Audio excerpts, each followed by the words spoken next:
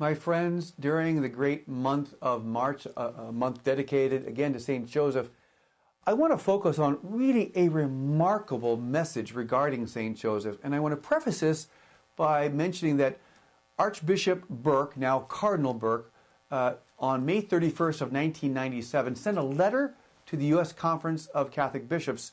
And in this letter, he's making an evaluation, a canonical evaluation of the messages of what are called Our Lady of America messages. These are apparitions and visions and messages given to an Ohio nun predominantly during the late 1950s, but continued up into the 1980s.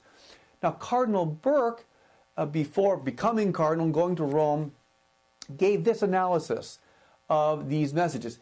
He concluded that canonically, these messages of Our Lady of America already have the stature of being an approved apparition in virtue of the fact that Archbishop Leopold, who was the Archbishop of Cincinnati, was the spiritual director of this visionary, Sister Mary Ephraim, sometimes called Sister Mildred.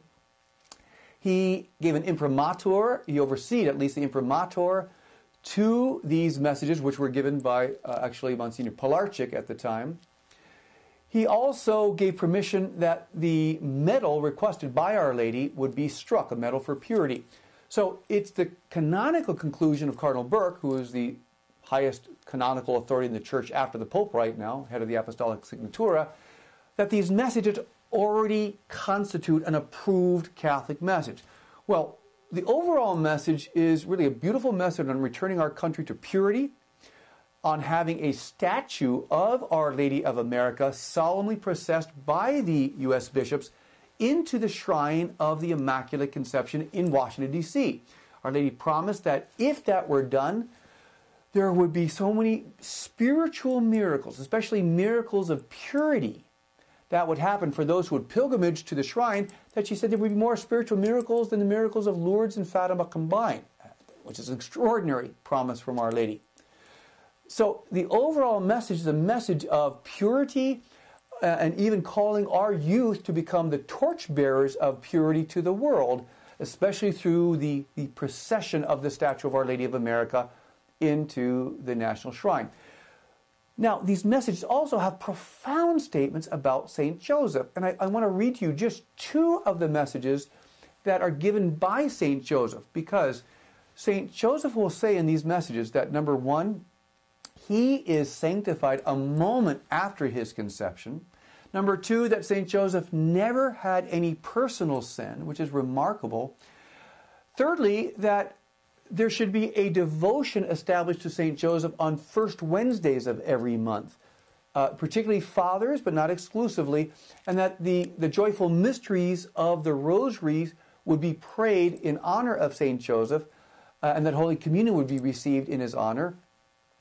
Also, that there be a new feast honoring the fatherhood of St. Joseph as a model for fathers today. And we can see I hope we can see the critical need for that in this era of absentee fatherisms, of the lack of strong fathers in families right now. Let me read to you, this is a message which came in on March 11th of 1958. And this is, again, regarding St. Joseph. In fact, he comes and gives this message. He says, quote, "Kneel down, my daughter, for what you will hear and what you will write will bring countless souls to a new way of life." And he goes on, and he will specify some of these elements I told you. I do also want to give you a little bit more background in an earlier message that he gave. This is an October 1956 message. He says, and I quote, "It is true, my daughter, that immediately after my conception I was, through the future merits of Jesus and because of my exceptional role of future virgin father, cleansed from the stain of original sin. I was from that moment confirmed in grace and never had the slightest stain on my soul. This is my unique privilege among men. My pure heart also was from the first moment of existence inflamed with love for God. Immediately at the moment when my soul was cleansed from original sin, grace was infused into it in such abundance that, excluding my holy spouse, I surpassed the holiness of the highest angel in the angelic choir. My heart suffered with the hearts of Jesus and Mary.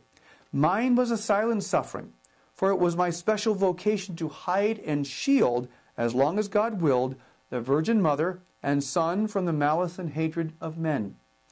The most painful of my sorrows was that I knew beforehand of their passion, yet would not be there to console them. Their future suffering was ever present to me, and became my daily cross. So I became, in union with my holy spouse, co-redemptor of the human race. Through compassion for the sufferings of Jesus and Mary, I cooperated as no other in the salvation of the world. Now understand the profundity of that and the lesson it is for us. St. Joseph, it was so painful to St. Joseph that he could not be there and would not be there during the event of Calvary, that he held this in his heart and he offered this suffering of his heart. And I think any good father and husband would realize there's no greater suffering a man would have than to know that his spouse and his son, his child, would be in the greatest suffering in human history, and he wouldn't be there. And so, in the order of compassion and redemptive suffering, Joseph offered this suffering of his heart day in and day out, so much so that after Jesus and Mary, he is in a third peer, a third way, a third degree, responsible for the salvation of the world. Now, I want to read you, this is on the Feast of St. Joseph, March 19th, 1958, how he describes more of his special roles and more of how we're supposed to respond to that. He says, and I quote, "My child, I desire a day to be set aside to honor my fatherhood. The privilege of being chosen by God to be virgin father of his son was mine alone. And no honor, excluding that bestowed upon my holy spouse, was ever or will ever be as sublime or as high as this. The Holy Trinity desires thus to honor me, that in my unique fatherhood all fatherhood might be blessed.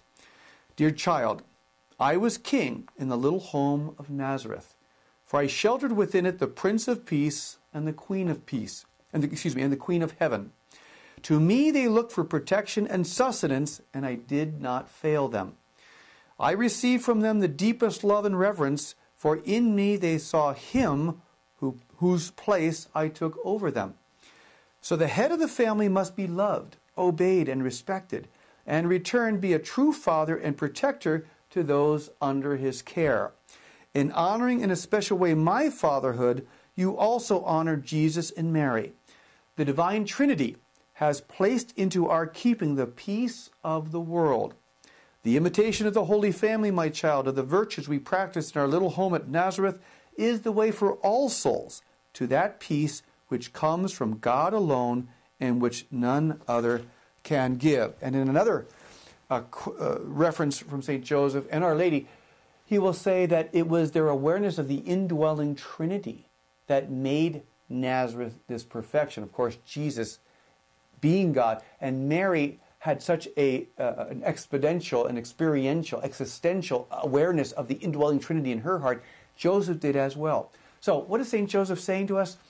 He's asking for specifics, a feast in honor of his fatherhood. In another message, he talks about every first Wednesday being dedicated to him in a special way.